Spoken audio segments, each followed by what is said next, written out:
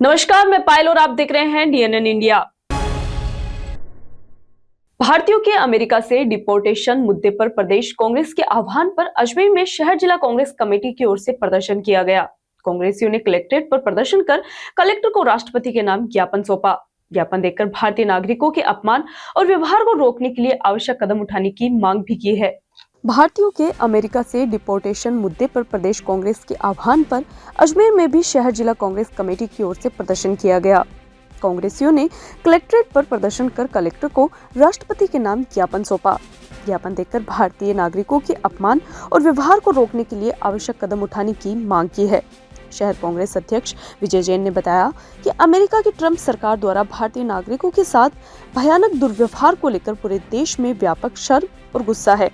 Congress party America द्वारा निर्वासित भारतीय नागरिकों के साथ कथित अमानवीय व्यवहार और इस मुद्दे पर सरकार के कमजोर रुख का कड़ा विरोध करने के लिए कलेक्ट्रेट पर प्रदर्शन किया है। जैन ने बताया कि जो लोग भारत को विश्व गुरु बनाने का सपना दिखा रहे थे, वह अब क्यों चुप है। नेता प्रतिपक्ष द्रौपदी कोली ने कहा कि भारतीय नागरिकों को गुलाम की तरह हाथ में हथकड़ी लगाकर और अमानवीय हालत में भारत भेज दिया गया, जो न्याय संगत नहीं है। भारत सरकार ने अमेरिका द्वारा भारतीय नागरिकों के साथ किए गए अमानवीय व्यवहार की निंदा क्यों नहीं की, जिसके संबंध में राष्ट्रपति के नाम ज्ञापन दिया गया है। कांग्रेस कमेटी के सचिव सुनील लारा ने कहा, भारतीय नागरिकों को अमेरिका से माल जहाज से लाया गया, जो बेहद ही अपमानजनक है। वही ज्ञापन अतिरिक्त जिला कलेक्टर सिटी गजेंद्र सिंह शेखावत को सौंपा गया। ज्ञापन देकर केंद्र की भाजपा सरकार से भारतीय नागरिकों के अपमान और दुर्व्यवहार को रोकने के लिए अतिशीघ्र सभी आवश्यक कदम उठाने की मांग की गई है।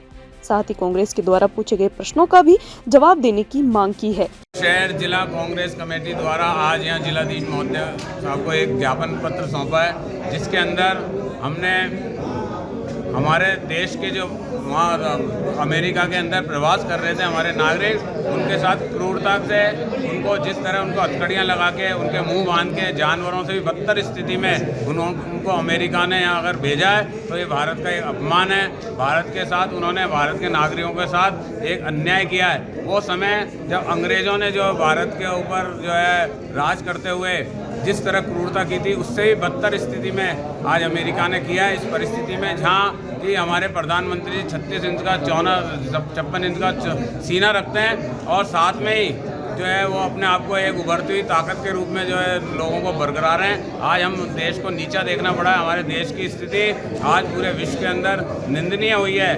उसकी जिम्मेदारी हमारे प्रधानमंत्री जी है। प्रधानमंत्री जी या तो आप ट्रंप को जवाब दें, अमेरिका को जवाब दें, अन्यथा अपने पद से इस्तीफा दें।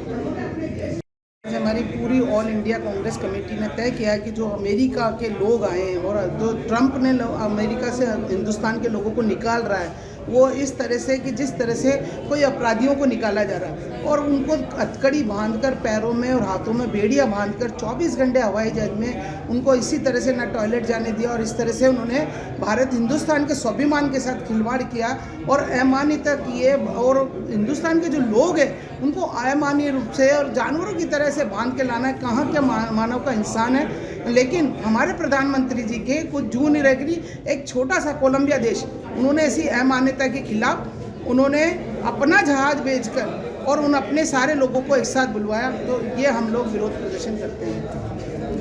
प्रदेश कांग्रेस कमेटी के आह्वान पर जिस तरीके से आपने देखा, प्रधानमंत्री देश नरेंद्र मोदी जी जो बताते हैं अपना को 56 इंच का सीना है मेरा, और आप देखिए हमारे भारतीय प्रवासियों को अमेरिका में किस तरीके से लाया गया। हवाई जहाज में एक माल खींचने वाला जो जहाज होता है, माल गोदाम जो जिसमें माल ढोते हैं, उस जहाज में उसको लाया गया। उनको हथकड़ियाँ, जंजीरें और 40 घंटे तक यातनाएं दी उनको, समझ लो, और उनको ना बाथरूम जाने दिया और ऐसी यातनाएं देकर उनको ला रहे हैं और उस तरह से पटक कर गए। उनको शर्म आनी चाहिए नरेंद्र मोदी जी को कि नरेंद्र मोदी जी ये चीज़ देख कर खड़े हैं और ट्रंप के साथ अभी जाने वाले ट्रंप के पास ये नहीं कि भाई पहले जो भारतीय प्रवासियों के साथ में जो चीज़ हुई उनको इंसाफ दिलाए।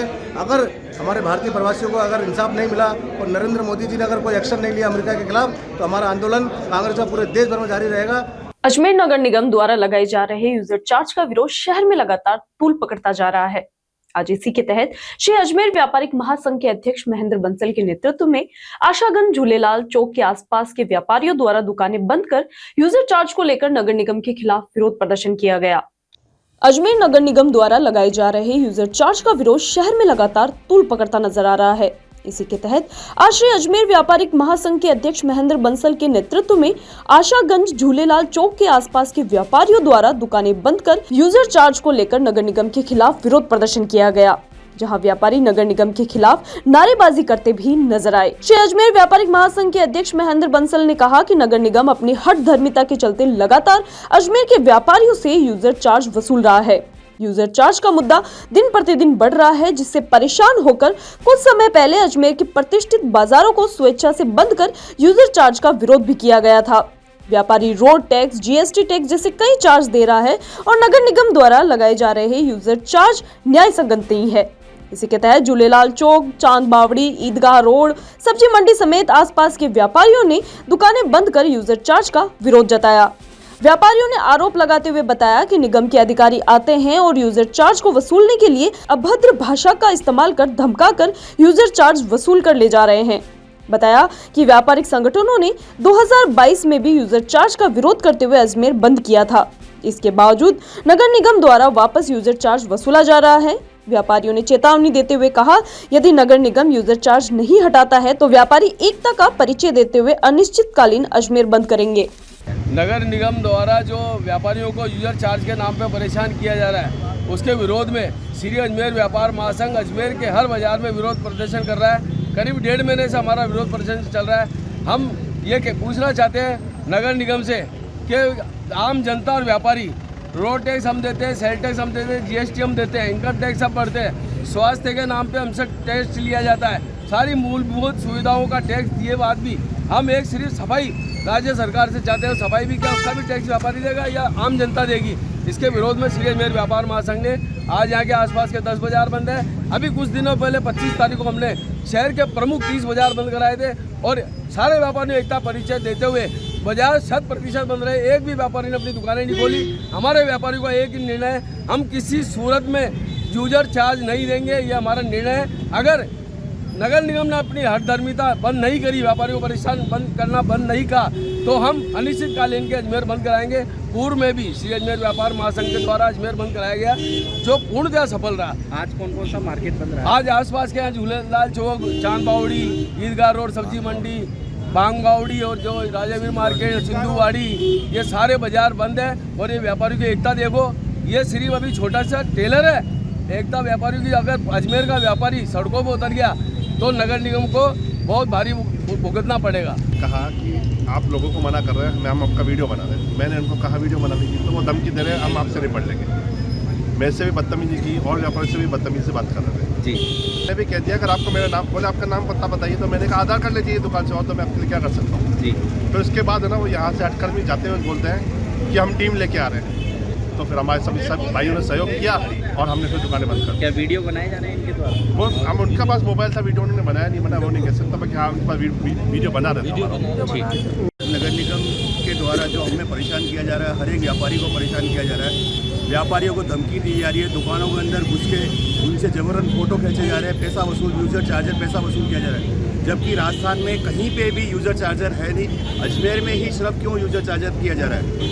हर व्यापारी टैक्स भरता है, इनकम टैक्स, सेल टैक्स, बीमारियों का टैक्स, हर चीज़ का टैक्स भरता है, फिर यूजर चार्जर किस लिए? कल मुझे भी फ़ोन आया था, मैं यहाँ था नहीं, मैं जयपुर था, मुझे भी नगर निगम के कर्मचारियों द्वारा फ़ोन आया कि जबरन आप पैसे दो, ऑनलाइन मुझे पैसे डालो, उसका मेरे पास बारकोड भी है या नगर निगम के कर्मचारी का।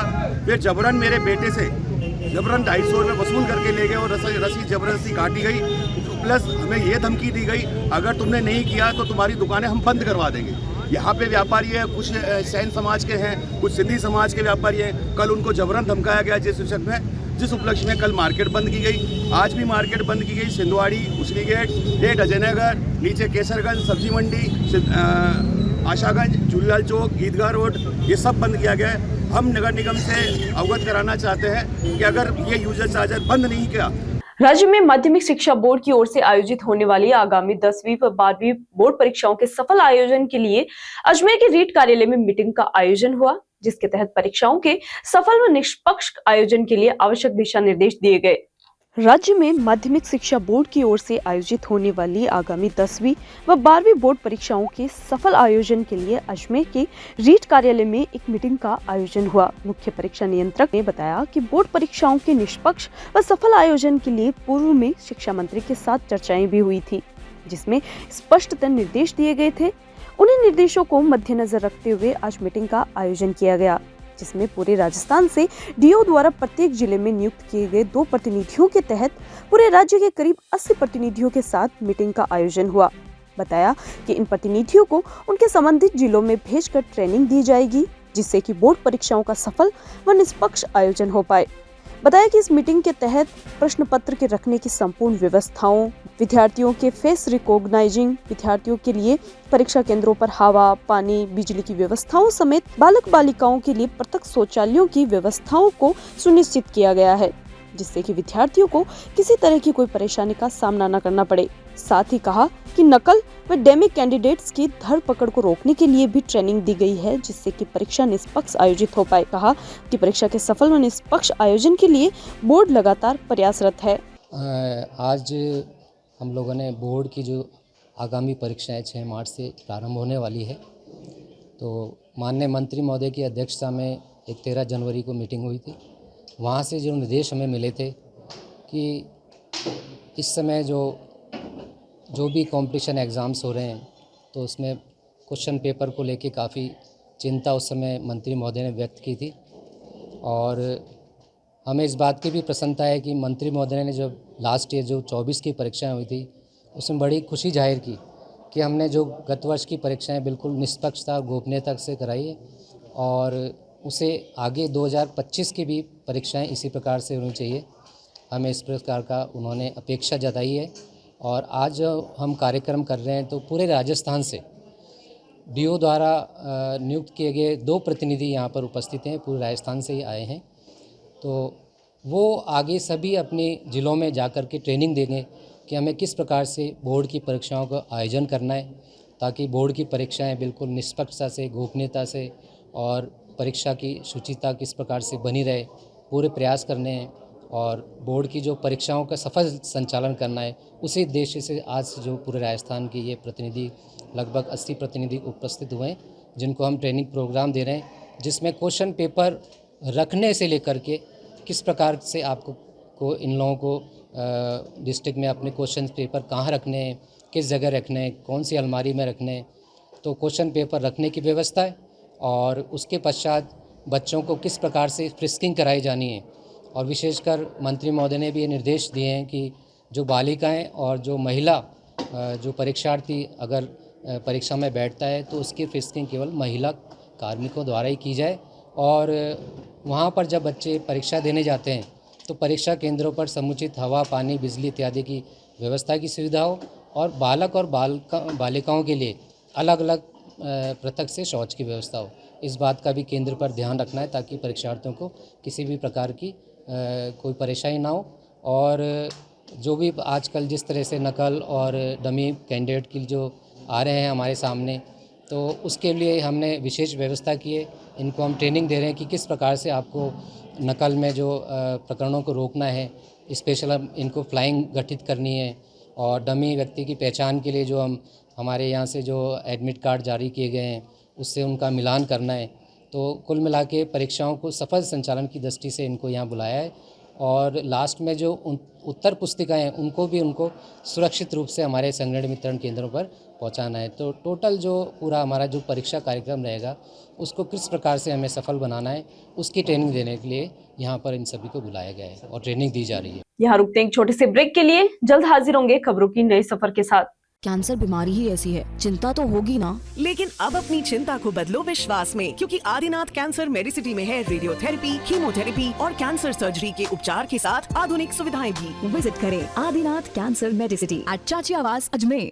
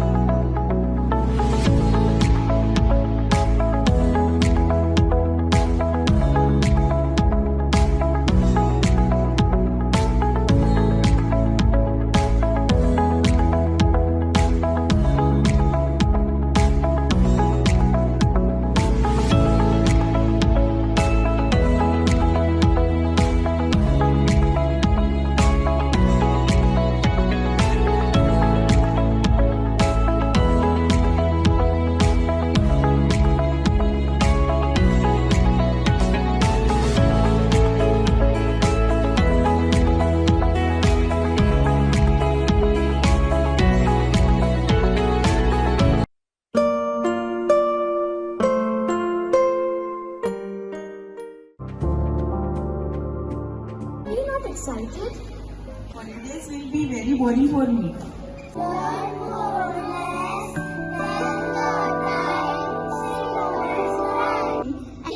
For black rice and sugar. This black rice has a very unique flavor.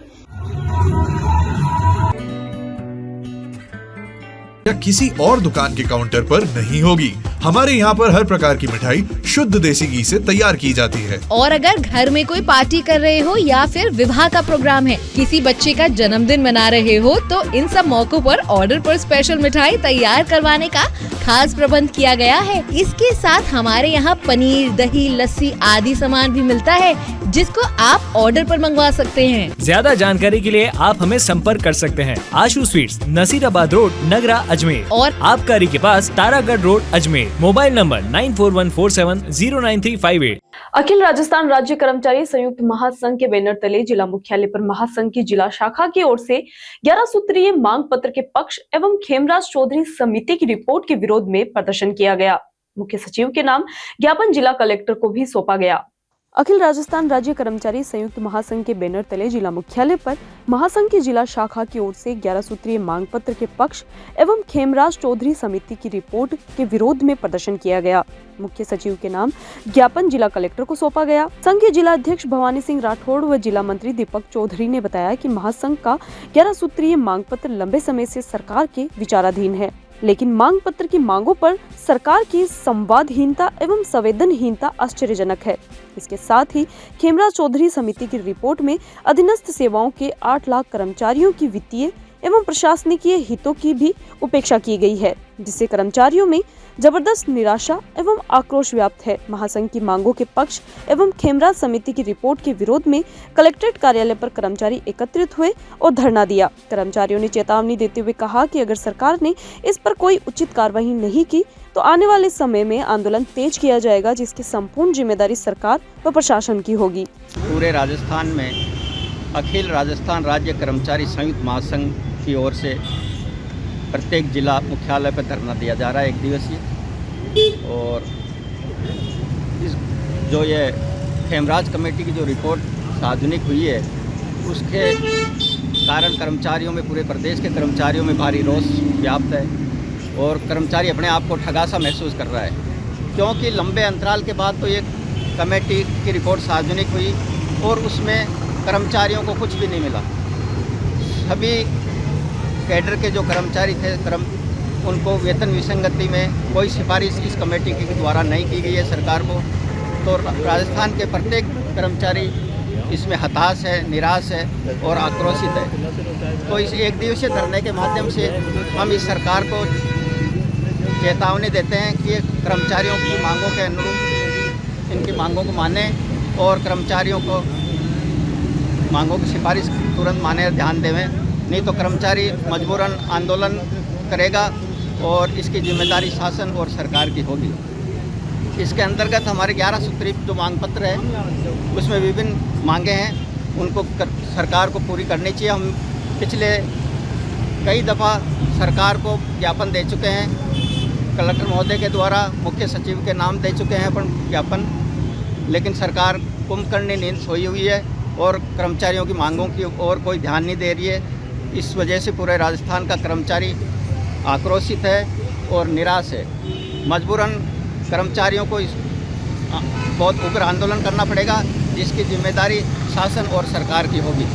National Organisation of Insurance Workers का 19वां अखिल भारतीय त्रिवार्षिक अधिवेशन 9 व 10 फरवरी को अजमेर के जेएलएन मेडिकल कॉलेज के डॉक्टर बाबा साहब अम्बेडकर सभागार में आयोजित होगा, जिसके लिए आज होटल दाता इन में प्रेस वार्ता का आयोजन किया गया। National Organisation of Insurance Workers का 19वां अखिल भारतीय त्रिवार्षिक अधिवेशन 9 व 10 फरवरी को अजमेर के जेएलएन मेडिकल कॉलेज के डॉक्टर बाबा साहब अम्बेडकर सभागार में आयोजित होगा, जिसके लिए आज होटल दाता इन में प्रेस वार्ता का आयोजन किया गया, जिसमें बताया गया कि इस राष्ट्रीय अधिवेशन में मुख्य अतिथि के तौर पर विधानसभा अध्यक्ष वासुदेव देवनानी, मध्य प्रदेश सरकार के पंचायत और ग्रामीण विकास एवं श्रम मंत्री प्रहलाद सिंह पटेल और राजस्थान के जल संसाधन मंत्री सुरेश सिंह रावत शिरकत करेंगे। बताया कि इस अधिवेशन में LIC के सभी वर्गों के कर्मचारियों से संबंधित मुद्दों पर चर्चा की जाएगी और सभी वर्गों के LIC कर्मचारियों के लंबित मुद्दों पर भी चर्चा होगी। कर्मचारियों के लिए उपयुक्त निर्णय लिए जाएंगे। देश भर से लगभग 1200 प्रतिनिधि इस सम्मेलन में भाग लेंगे। NOIW ने LIC कर्मचारियों की कई महत्वपूर्ण समस्याओं का समाधान करने में महत्वपूर्ण भूमिका निभाई है। इसका अनियंत्रित कंप्यूटरीकरण के खिलाफ संघर्ष, बीमा क्षेत्र के उदारीकरण और बीमा उद्योग में FDI वृद्धि के खिलाफ संघर्ष उल्लेखनीय है। इसके अलावा नई भर्ती की मांग, अस्थायी श्रमिकों का स्थायीकरण, पेंशन लाभ में सुधार, दक्षिण मध्य क्षेत्र के विशेष मुद्दों पर पुरानी पेंशन योजना के लिए एक बार का विकल्प मांगने पर विचार विमर्श किया जाएगा। बताया कि 10 फरवरी को LIC के डिविजनल ऑफिस प्रांगण में विशाल मीटिंग का आयोजन होगा, जहां आज की प्रेस वार्ता में रिसेप्शन कमेटी के chairman Surendra Singh Shekhawat, organising committee के चेयरमैन सुनील दत्त जैन समेत कई गणमान्य उपस्थित रहे।